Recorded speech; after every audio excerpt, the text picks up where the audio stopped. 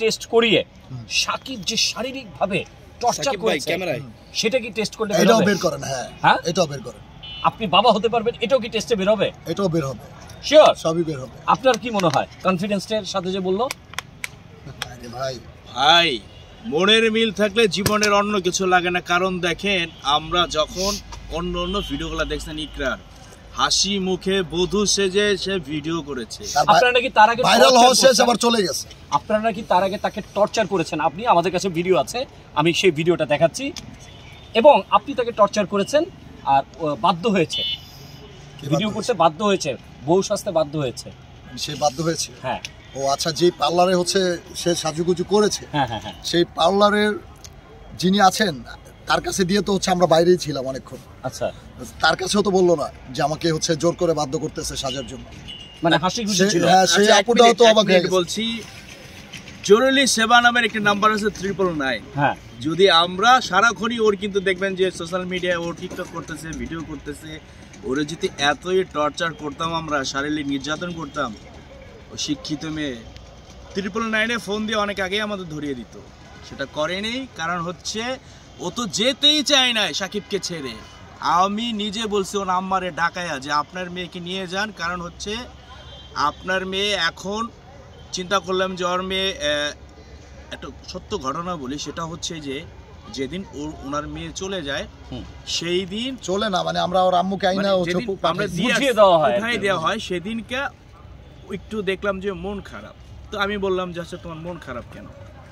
বলে আম্মুকে দেখতে মন চাচ্ছে। আমি তাহলে তোমার আম্মুকে ডাকি, ডাকার পরে তোমার যদি মনে হয় যে তোমার আম্মুর কাছে চলে যাবা, আমাকে একবার বললো হয়তো। ওর আম্মু আমাকে বলছে যে মিশা তুমি আমার ছেলের মতো, আমার মেয়েটাকে তুমি একটু আমার কাছে এনে দাও। আমি বললাম যে দেখেন আমি বারবার বুঝাইছি, কিন্তু আপনার মেয়ে আপনার কাছে যেতে চায় না। শুধু তাই না, আমরা যখন ওনার মেয়েকে এনে, কারণ আমি চিন্তা করছি যে এখন যেহেতু এটা ও চলে আসছে, এখন ও একা যদি ছেড়ে দেয় কোথায় যাবে বলেন?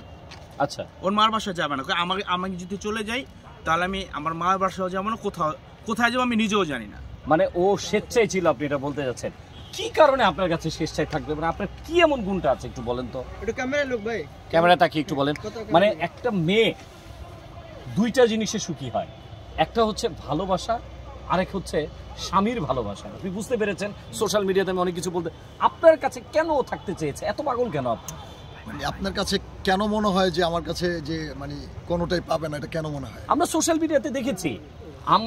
মিডিয়াতে দেখেছি আপনি শারীরিকভাবে অক্ষম, এবং মেয়ে আমাদের কাছে স্বীকারোক্তি দিয়েছে। সেই ভিডিওটা আমরা দেখাচ্ছি, ওকে? ভিডিওটা আমরা সেই ভিডিওতে সে বলেছে যে আপনি শারীরিকভাবে অক্ষম, আপনি বাবা হতে পারবেন না। সে কেন আপনার কাছে থাকবে? খুব হাস্যকর বিষয়।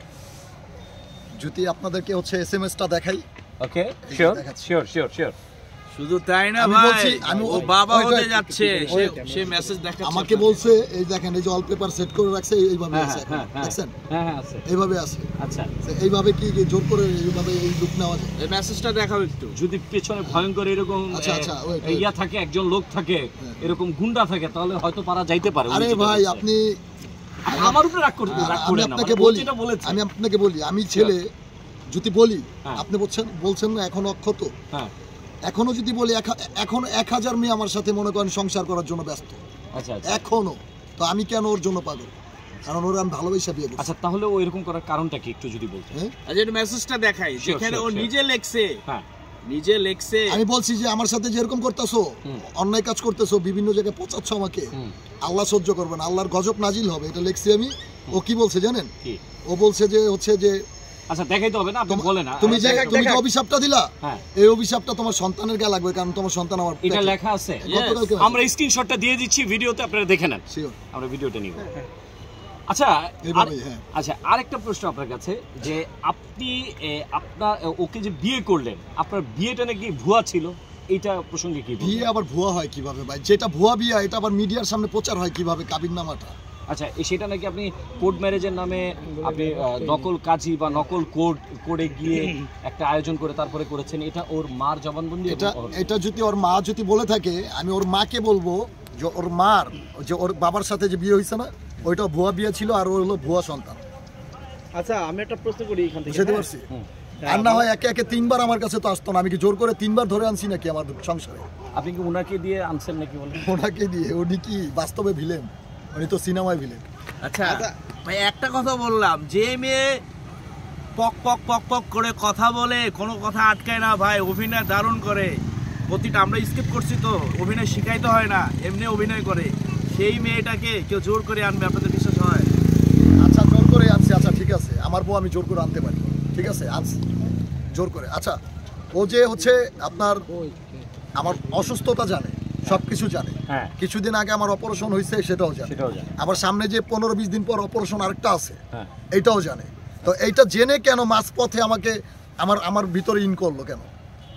এটা জানার পরে কেন ইন করলো? আপনি এই প্রশ্নটা করেন মিলন ভাই। আচ্ছা সাকিব ভাই, আমার একটা প্রশ্ন আছে, সেটা হলো যে আপনার যে শাশুড়ি, সে বলেছে যে সাকিবের কিছু নাই, পুরুষত্ব নাই, আমার মেয়ে সাকিবের কাছে কেন দিব? ঠিক আছে, আপনি কখনো বাবা হতে পারবেন না, আপনি কখনো বাবা হতে পারবেন না। আপনার শাশুড়ির কথা ভিডিওতে আছে, গতকালকের ইন্টারভিউ। আপনারা কি বলতে চান বা আমার শাশুড়ি কি বলতে চায়